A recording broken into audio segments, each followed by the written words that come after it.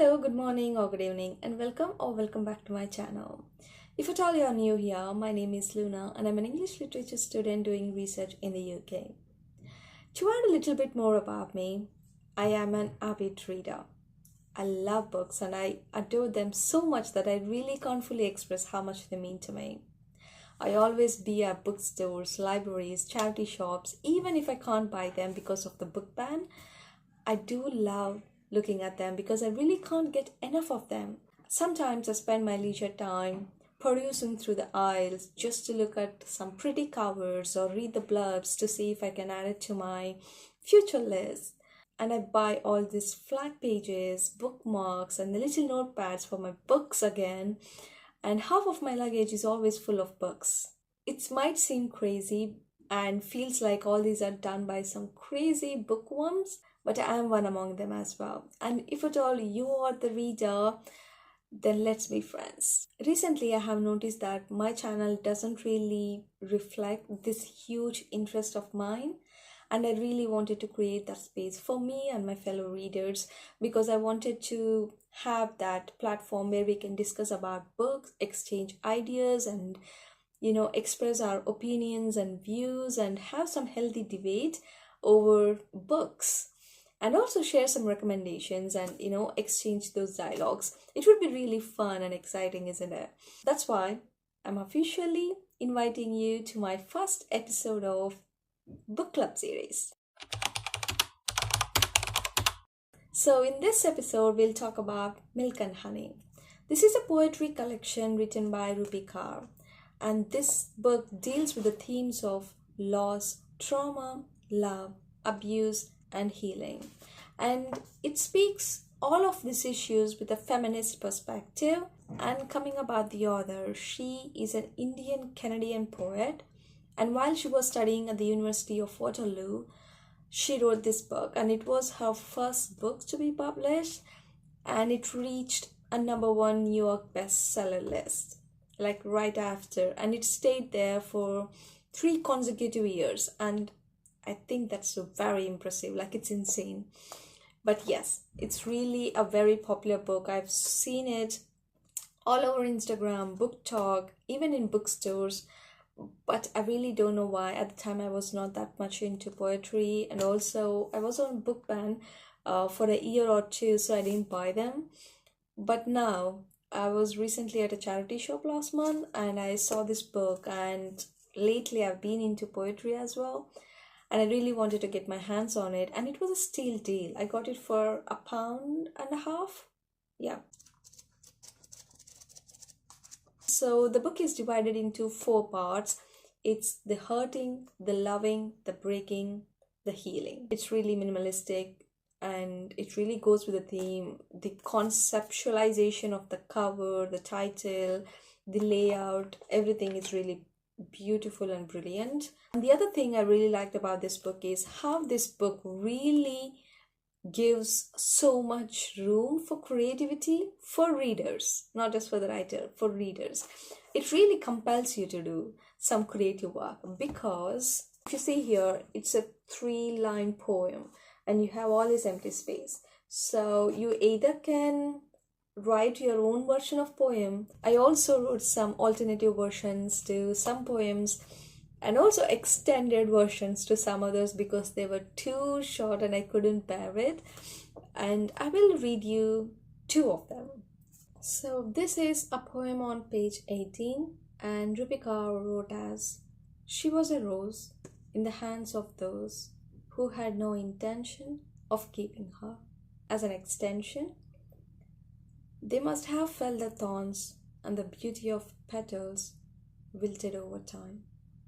I kind of wrote in a way to finish it because it felt a bit incomplete to me. So this poem is on page 20, and Rupi Kaur says, "I've had sex," she said, "but I don't know what making love feels like." And my version says, "Must she be craving for love, for she knows she didn't make it?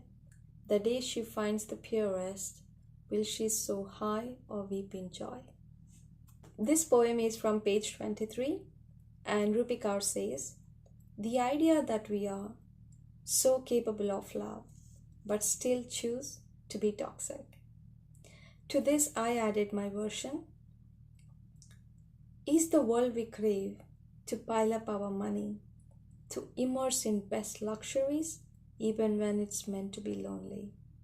The sound of coins that matters, the glitter of gold that attracts, not the company of the person and not the comfort of the love. I kind of wrote two stanzas for her one stanza poem. This book really gives you a lot of room and scope for you to work yourself into creativity. Be it poems or art, doodle, sketching, even journaling. You can use this book for that.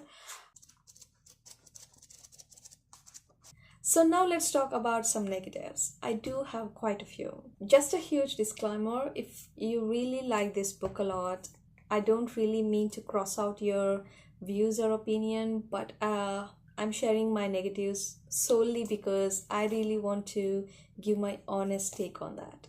So no hard feelings. As it claims it's a collection of poetry, I expected poems in the book, but I refuse to call any of the poem in here as poem because I didn't feel them as poems. Usually poems are structured. It can be fluid, but usually they come in some sort of structure. It can be couplets, stanzas with rhythm, rhyme, It has a lot of things to consider even when you're structuring a poem. This is not really a collection of poetry, but a collection of thoughts. In the words of Rob Walker from The Guardian, she tells how it is.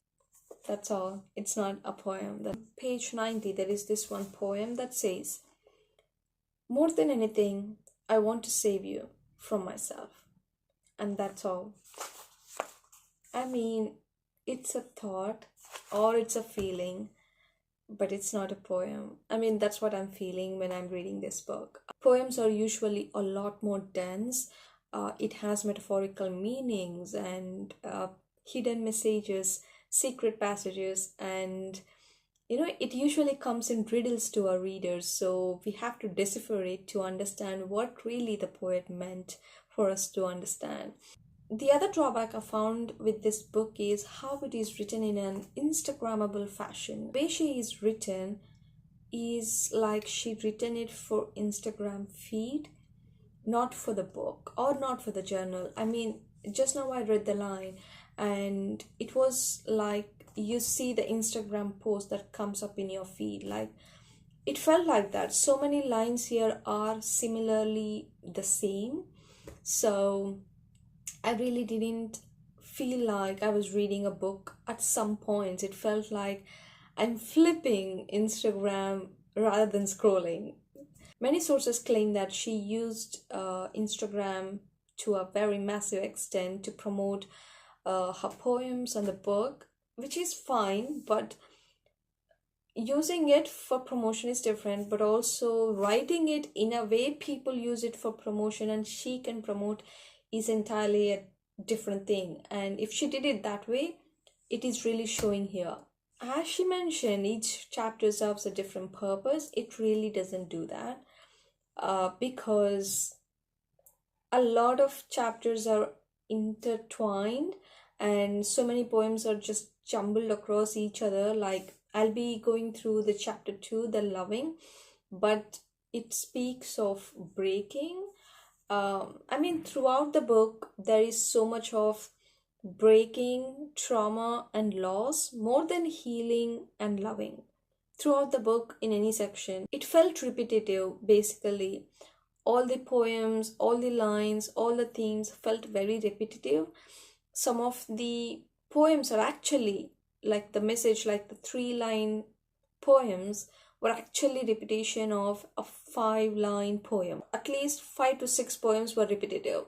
Themes didn't really stick to the chapters and it just focused on grief. The healing wasn't proper, the loving wasn't proper. I know loving and healing comes in many phases, many forms, and I do understand and respect that, but she couldn't show that properly in the poems. But the breaking and the hurting, she was able to. Now we are on the final positive part of this book. It also reached millions of people and it really made a huge impact because the language is very simple, like it can be understood by any layman. It was relatable to many girls and people who are going through these trauma, loss, and breaking phases. And literally, this gave them hope and comfort when they were really struggling. And this book has really done such miraculous things. It isn't really a bad book, is it? Although it failed on many literary aspects, I think as a book it served its purpose because it really had helped a lot of people who were in need at the time. So, and if at all this book is your favorite or you like any poems from here, please do share in the comments below. I would love to hear your views about it and how it impacted you. And if at all you feel similar with my opinions, do share, do discuss about the book. And also, we haven't named our book club yet, so if at all you have any pretty names, please do let them know in the comments below, and I will definitely go through them and we'll soon come up with a name. And as always, I really appreciate you for stopping by and tuning in with me, and I wish you a very cozy and productive day or week, and I'll see you in the next one. Bye.